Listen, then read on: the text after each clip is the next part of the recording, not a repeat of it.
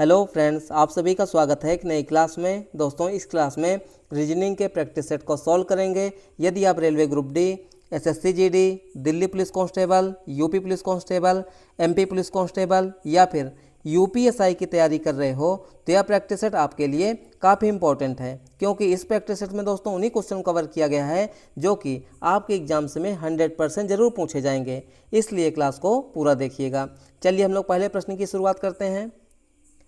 देखिए, पहला सवाल दिया गया है, पहली जोड़ी में दिए गए शब्दों के समान नीचे दिए गए विकल्पों में से संबंधित जोड़ी को चुनें। यहाँ पे दोस्तों क्या है, भारत का अनुपात दिया है बाघ से, तो अमेरिका का अनुपात हमें बताना है। यानी कि भारत का संबंध किससे है दोस्तों? बाघ से है। ठीक है, भारत का संबंध किससे है? बाघ से है। तो अमेरिका का संबंध किससे हो जाएगा? यानी कि भारत और बाघ में कोई यहाँ पे रिलेशन होगा, यानी कि संबंध होगा।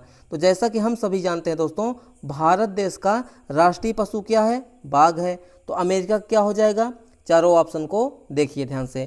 पहले वाले ऑप्शन में यूनिकॉर्न दिया गया है, दूसरे वाले में यानी बी वाले में क्या है? बाल्ड ईगल दिया गया है, सी वाले में क्या है?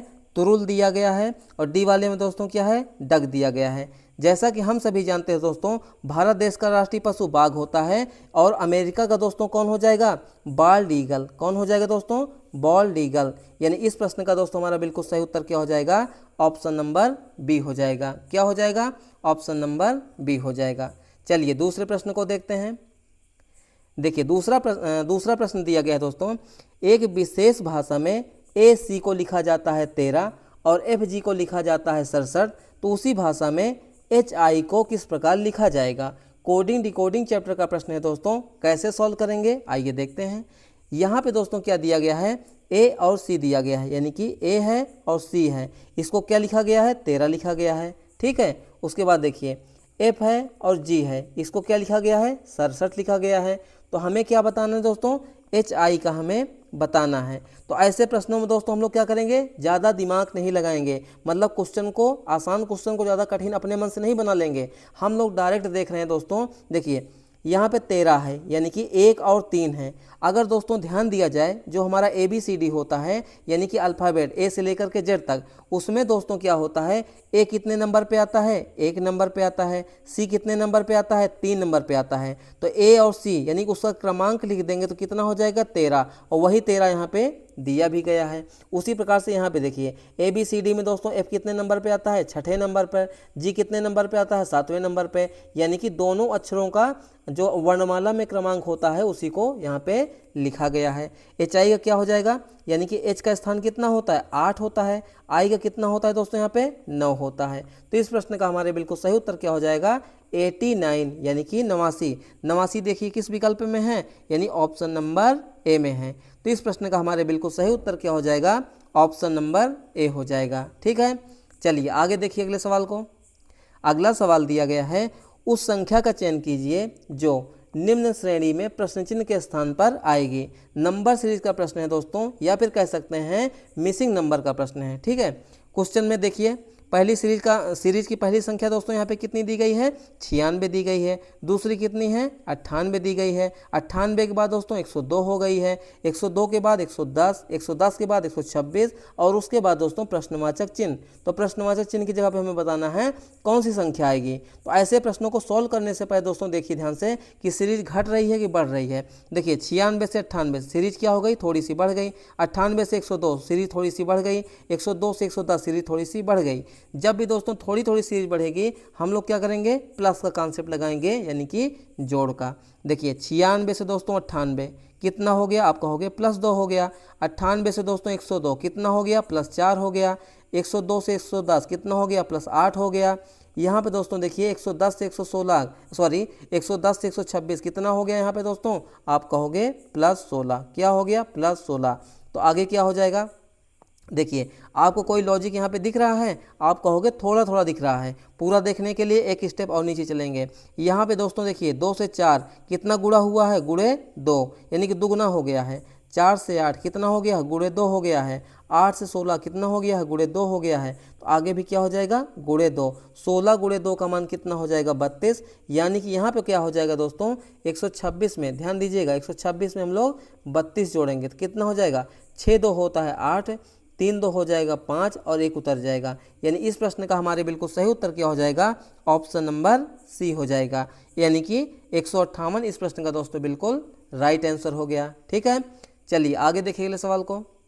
अगला सवाल दिया गया है, सूचीबद्ध 4 शब्दों में से 3 किसी तरह से संगत हैं और एक असंगत है, असंगत का चयन करें। यानी कि दोस्तों यहाँ पे क्या है, 1 2 3 तीन विकल्प क्या है, एक समान है और एक दोस्तों क्या हो जाएगा, अलग हो जाएगा। उसी अलग की पहचान हमें करना है। तो देखिए पहले वाले ऑप्शन में क्या है, इंडिया है, दूसरे वाले में दोस्तों क्या है, ऑस्ट्रेलिया है, सी वाले में दोस्तों क्या है, अफ्रीका है, डी वाले में दोस्तों क्या है, यूरोप है। ध्यान दीजिएगा, पहले क्या है, इंडिया है। जैसा कि हम सभी जानते हैं दोस्तों, इंडिया क्या है, एक देश है दोस्तों, क्या है, देश यानी कि कंट्री है। क्या है दोस्तों, यहाँ पे कंट्री है। ठीक है, उसके बाद देखिए ऑस्ट्रेलिया दोस्तों क्या है, तो ऑस्ट्रेलिया दोस्तों है एक महाद्वीप।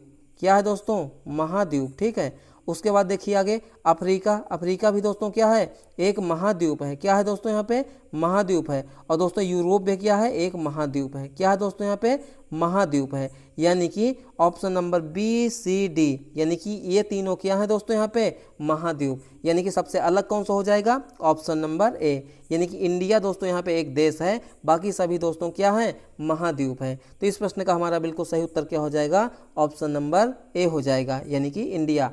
अब कमेंट में आप ये बताइएगा कि इंडिया अर्थात भारत किस महाद्वीप में स्थित है। कमेंट करके अपना फीडबैक जरूर दीजिएगा। ठीक है, चलिए आगे देखिए अगले सवाल को।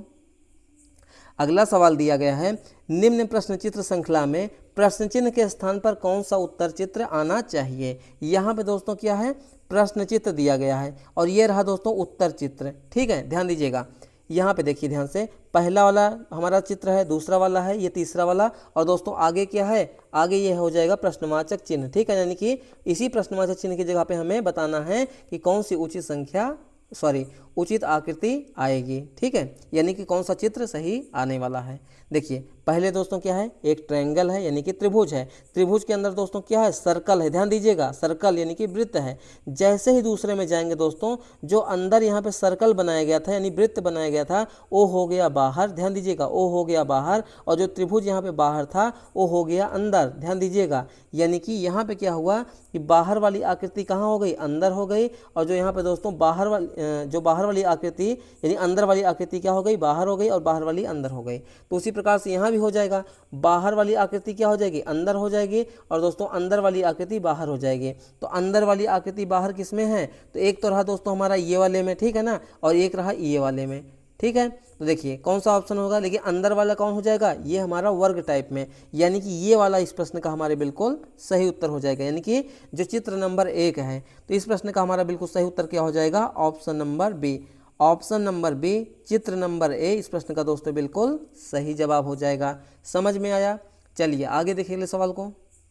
अगला सवाल दिया गया है, प्रश्नवाचक चिन्ह के स्थान पर क्या आएगा। यहाँ पे दोस्तों क्या है, देखिए एक बॉक्स बनाया गया है जिनमें विभिन्न जो है अंक लिखे गए हैं यानी संख्याएं लिखी गई हैं।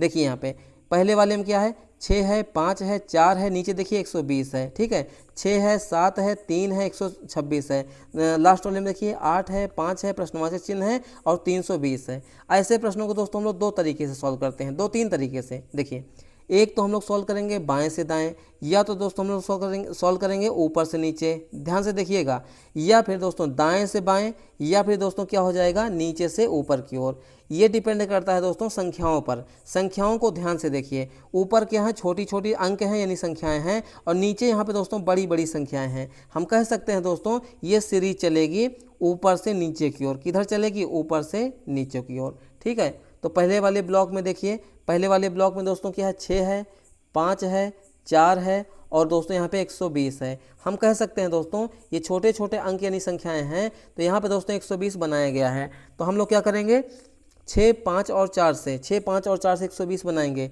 तो कैसे बनेगा, इनको गुणा करके देखिए, 6 पंचे 30 और 30 चौके कितना हो जाएगा दोस्तों यहाँ पे, यानी इन तीनों को क्या करेंगे, गुणा करेंगे तो कितना हो जाएगा 120, और नीचे देखिए 120 दिया भी गया है।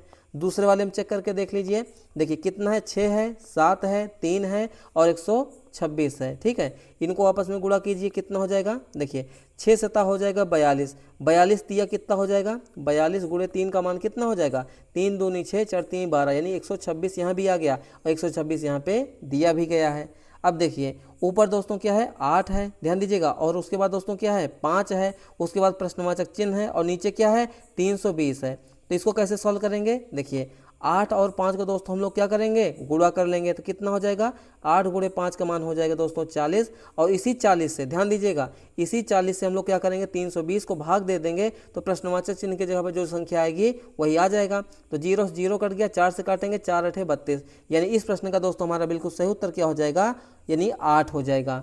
प्रश्नवाचक चिन्ह की जगह पे कौन सी संख्या आएगी 8 आएगी, यानी विकल्प नंबर 20 प्रश्न का दोस्तों बिल्कुल सही उत्तर हो जाएगा। आप चाहें तो क्रॉस इसको वेरीफाई भी कर सकते हैं, कैसे 8 5 40, 40 अट्ठे कितना हो जाएगा 320, देख लीजिए हमारा आंसर भी 320 यहाँ पे पहले से ही दिया गया था। यानी प्रश्नवाचक चिन्ह की जगह बताना था तो 8 और 5 को हम लोग गुणा करके 320 में 40 से भाग दे दिए, तो यानी कि उस वो जो वाली संख्या गुणा करना था वो संख्या क्या आ गई यहाँ पे हमें प्राप्त हो गई। तो इस प्रश्न का बिल्कुल सही उत्तर क्या हो गया, ऑप्शन नंबर बी हो गया। ठीक है, चलिए आगे देखिए ले सवाल को।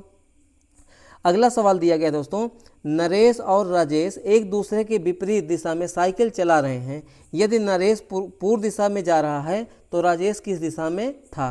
तो हमें यहाँ पे दोस्तों बताना है दिशा और दूरी, दूरी तो नहीं बताना है, सिर्फ और सिर्फ यहाँ पे हमें दिशा बताना है, दूरी नहीं बताना, दिशा बताना है। तो समझिए सबसे पहले मैप को, ठीक है, यानी मैप में दोस्तों क्या हमें समझना है दिशाओं को, यानी ऊपर की ओर होता है उत्तर दिशा, नीचे की ओर होती है दक्षिण दिशा, ठीक है, दाहिने हाथ की तरफ में होती है पूरब दिशा और बाएं हाथ की तरफ में होती है पश्चिम दिशा। अब क्वेश्चन में कहा जा रहा है नरेश हैं और राजेश हैं एक दूसरे के क्या हैं विपरीत हैं, यानी कि एक दूसरे के अपोजिट हैं। ठीक है, यदि नरेश पूर्व दिशा में चला रहा है, यानी कि दोस्तों जो नरेश है, ध्यान दीजिएगा जो यहाँ पे नरेश है वो किधर चला रहा है, पूर्व दिशा में चला रहा है, ठीक है, यानी कि इधर की ओर चला रहा है। तो यानी कि क्वेश्चन में कहा जा रहा है कि राजेश किधर चलाएगा, तो पूरब का जस्ट विपरीत क्या हो जाएगा दोस्तों, पूरब को उल्टा दोस्तों हो जाएगा पश्चिम, क्या हो जाएगा पश्चिम, यानी कि हम कह सकते हैं राजेश किधर साइकिल चला रहा है, यानी कि पश्चिम की ओर। ठीक है, तो इस प्रश्न का हमारा बिल्कुल सही उत्तर क्या हो जाएगा, ऑप्शन नंबर ए हो जाएगा। ठीक है, चलिए आगे देखिए ले सवाल को।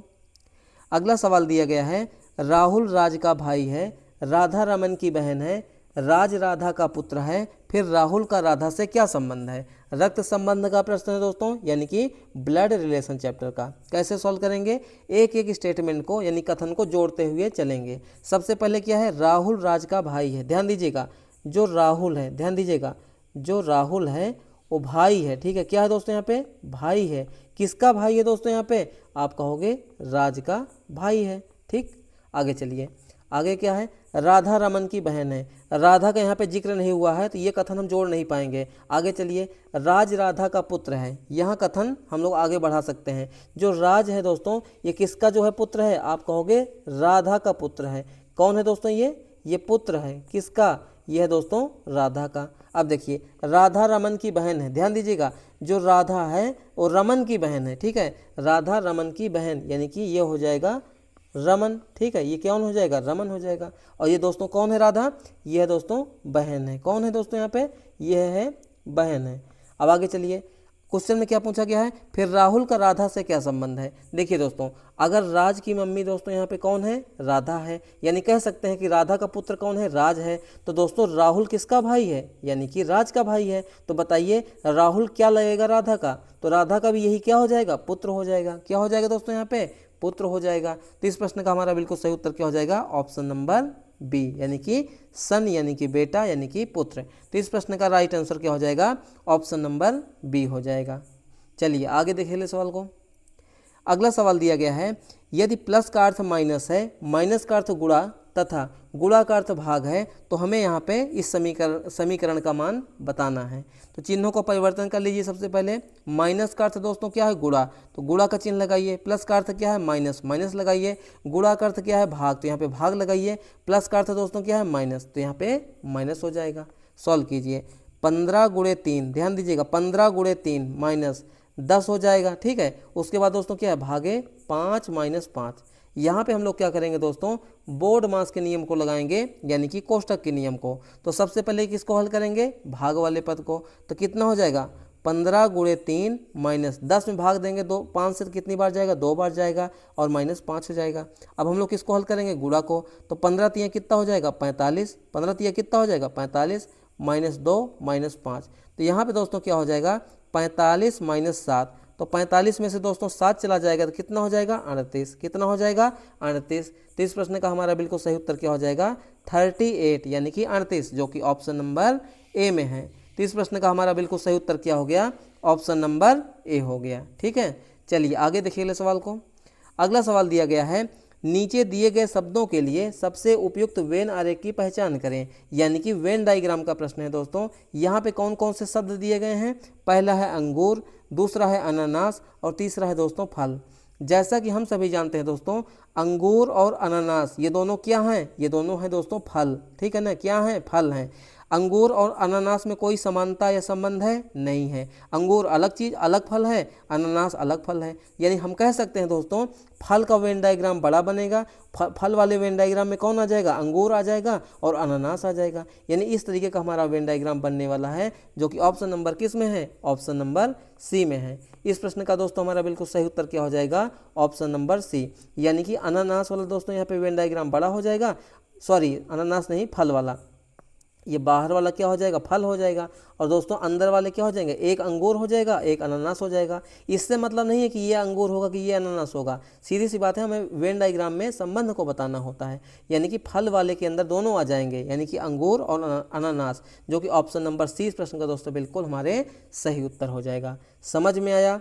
तो ये रहे आज के हमारे मोस्ट इंपॉर्टेंट क्वेश्चन दोस्तों। क्लास आपको कैसी लगी अपना फीडबैक दीजिएगा। अगर चैनल पे पहली बार आए हैं तो प्लीज़ चैनल को सब्सक्राइब कीजिए, लाइक कीजिए, शेयर कीजिए। चलिए मिलते हैं नेक्स्ट क्लास में, तब तक के लिए आप सभी का बहुत बहुत धन्यवाद।